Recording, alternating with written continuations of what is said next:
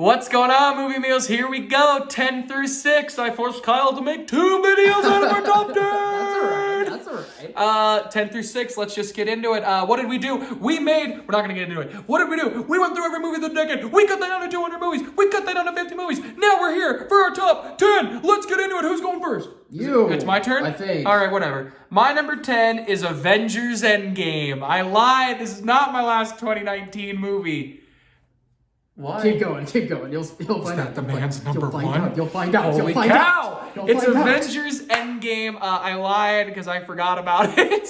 That it was my last 2019 movie. Avengers Endgame did something that changed the entire game for cinema. It's the highest grossing film of all time. It has to be in this list. I think it's an incredible movie. It doesn't drag at all for me. I've seen it 10 times. It's amazing. Don't make fun of my voice crack. Kyle, you're up. It's the same movie. Number 10. Are you serious? Avengers Endgame. Let's go!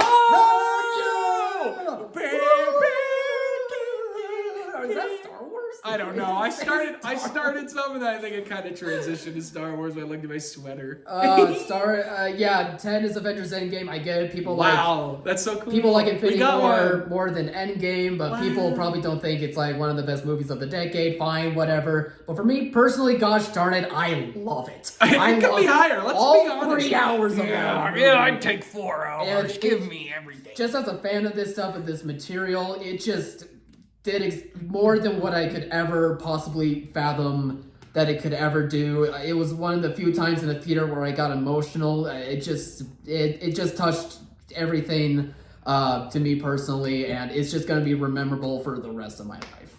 I can't believe we have That's just amazing. I'm so glad we got one. And it's amazing that it was Avengers. We just needed one. Wow. All right. My number 9 is a film called Your Name. It is an animated Japanese anime film. And that movie is the 4th film to ever make me cry. I watched it alone at 1 a.m. and bawled my eyes out. I was supposed to watch it with a buddy of mine, and it just... he could no. It was supposed to be another buddy. You weren't interested. No, but that film is amazing. It's heartbreaking. It's a love story that is just incredible. The way it deals with the way it tells its story is unique and different, and it really blew me away, as well as the animation being incredible. It should have been nominated for best animated feature back when it came out. It wasn't, and it is a travesty because that film is incredible. What do you got, Kyle? What's your number 9? Fruitville Station. Wow, Fruitville didn't make my list, but it probably should have because it's so good. Making this list, the more I thought about it, the more that I was emotionally touched by this movie. A lot of Coogler, a lot of Diddy. It introduced me to Ryan Coogler. I believe it introduced me to Michael B. Jordan possibly too. But I just think the subject matter of it, how it was directed, how it was thought out, like it was just one of those that really touched me so emotionally that I keep thinking about it every single year. And it just makes me have to put it in the top 10 at number 9. I'm with you. Number 8, Nightcrawler. Nice. I think it's Jake Gyllenhaal's I like that spot. One of his best performances. It took Kyle and I by storm when that came out. Kyle, what is the quote? What is it? Now we basically got nervous. You gotta make the money. You gotta make. No, that's not. We've completely thrown each other off. You gotta make the money to buy a ticket. Yeah, that's part of it. There's an intro first. Anyway, we've completely ruined this because we both got nervous, and it was funny. It's so memorable. It's a comedic moment. If you are actually watching this far in, comment that you love that comedic moment. Oh, jeez. But anyway, Nightcrawler is a great film. It's Riz Ahmed introduced me to him, and it's just an incredible film. Kyle, what's your number 8? I love that spot. Number 8 is Ex Machina.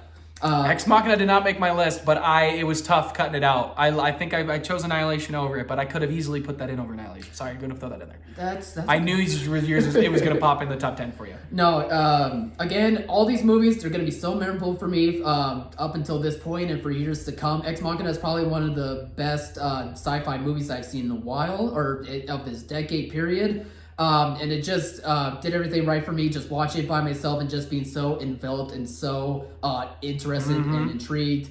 Again, I'm probably going to say that for all of this stuff, but it's so true for Ex Machina. My number 7 is 2010. I lied. I have 2 of them on here. is The Social Network. Yeah. The Social Network is is arguably one of the best movies of the entire decade. I understand some people have it their number one. I completely get it. Some people we know very well has it at their number one. It's an amazing Aaron Sorkin script. It's Jesse Eisenberg at its best. Andrew Garfield at its best. It's got Brenda Song in it for like 10 minutes, and that works. So Social Network is great. It's my number 7. Kyle, what do you got?